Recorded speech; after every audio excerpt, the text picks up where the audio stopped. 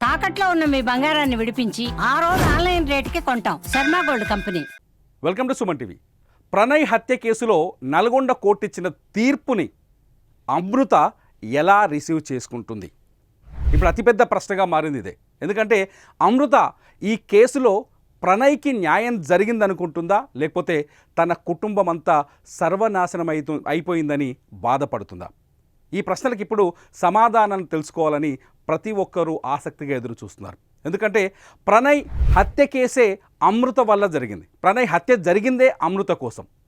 అమృత ప్రణయ్ ప్రేమించి పెళ్లి చేసుకోవడం, ప్రణయ్ దళిత కుటుంబానికి సంబంధించిన వ్యక్తి కావటం, అమృత ఉన్నత వర్గానికి చెందిన వ్యక్తి కావడంతో ఆ పెళ్లి ఇష్టం లేని అమృత తండ్రి మారుతీరావు ఈ హత్య చేయించారు. ఇది స్పష్టంగా పోలీసుల విచారణలో తేలిన విషయం. ఇవాళ కోర్టు చెప్పిన తీర్పు కూడా అది.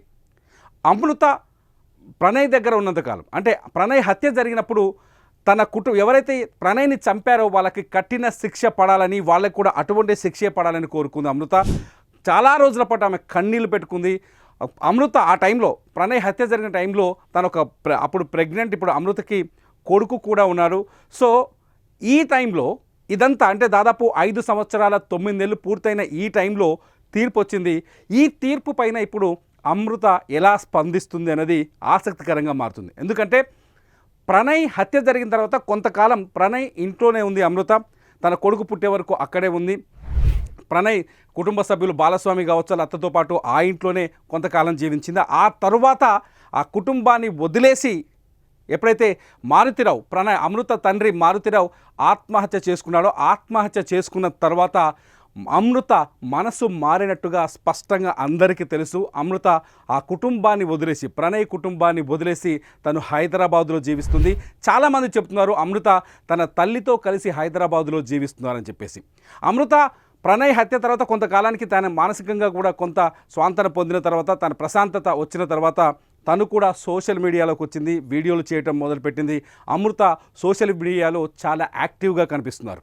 ఈ తరుణంలో తన తల్లితో, అంటే ప్రణయ్ కుటుంబాన్ని వదిలేసి తిరిగి తన తండ్రి కుటుంబం దగ్గరికి చేరిన అమృత ప్రస్తుతానికి ప్రశాంతమైన జీవితాన్ని గడుపుతున్నారు. ఈ సందర్భంలో ప్రణయ్ హత్య కేసులో వచ్చిన ఈ తీర్పుని అమృత ఎలా స్వీకరిస్తుందనేది అతిపెద్ద ఆసక్తికర ప్రశ్నగా మారుతుంది. ఎందుకంటే ఎవరైతే ప్రణయ్ హత్య కేసులో నిందితున్నారో, సుభాష్ శర్మ కిరాయి హంతకుడు, అతను బీహార్ నుంచి వచ్చిండు. అట్లాగే మిగతా 6 నిందితుల్లో 5 మంది కూడా ఈ సుభాష్ శర్మకి రెగ్యులర్గా సుపారీ ఇచ్చి ఈ హత్యలు చేయించే గ్యాంగ్స్గా పోలీసులు తేల్చారు.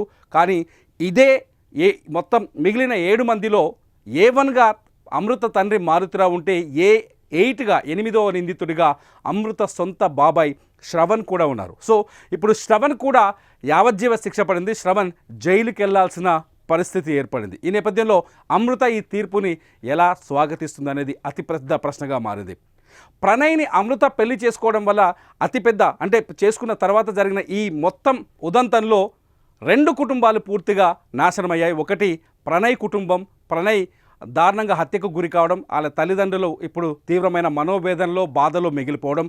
రెండోది వచ్చేసి అమృత కుటుంబం, అమృత తండ్రి మారుతీరావు ఆత్మహత్య చేసుకొని ప్రాణాలే వదిలేయటం. ఆ తర్వాత అమృత బాబాయ్ శ్రవణ్ ఇవాళ యావజ్జీవ శిక్షతో జైలు శిక్ష అనిపించడం. మొత్తానికి అమృత ప్రణయ్ల పెళ్లి ఊహించని ఉపద్రవానికి కారణమైంది, ఊహించని పరిణామాలకు దారితీసింది. ఈ నేపథ్యంలో ప్రణయ్ హత్య కేసు పైన కోర్టు చెప్పిన తీర్పుని అమృత ఎలా స్వీకరిస్తుంది, ఎలా రియాక్ట్ అవుతుంది అన్నది ఇప్పుడు ఆసక్తికరంగా మారింది. ఎందుకంటే ఈ హత్య జరిగి దాదాపు 6 ఏళ్ళు కావస్తుంది. 5 సంవత్సరాల 9 నెలల పాటు విచారణ జరిగిన తర్వాత 5 సంవత్సరాలతో ఈ తీర్పు వచ్చింది. కోర్టు అనేక మంది సాక్షులు విచారించిన తర్వాత తీర్పు వచ్చింది. హత్య జరిగిన తేదీకి, తీర్పు వచ్చిన తేదీకి దాదాపు 6 ఏళ్ల గ్యాప్ ఉండడం, ఈ 6 ఏళ్లలో అనేక పరిణామాలు, 2 కుటుంబాల్లో అనేక పరిణామాలు చోటు చేసుకోవడం, అమృత కూడా కాస్త మనసు మార్చుకొని తన తల్లి దగ్గరికి రావడం, ఇవన్నీ ఈ పరిణామాలన్నింటి నేపథ్యంలో ఇవాళ ఈ తీర్పు పైన అమృత ఎలా స్పందిస్తుంది అనేది ఇంట్రెస్టింగ్గా మారుతుంది. అసలు మీరేమనుకుంటున్నారు? అమృత ఎలా స్పందిస్తే బాగుంటుంది, ఏం స్పందిస్తుందని ఎక్స్పెక్ట్ చేస్తున్నారో ఈ వీడియో కింద కామెంట్ చేయండి.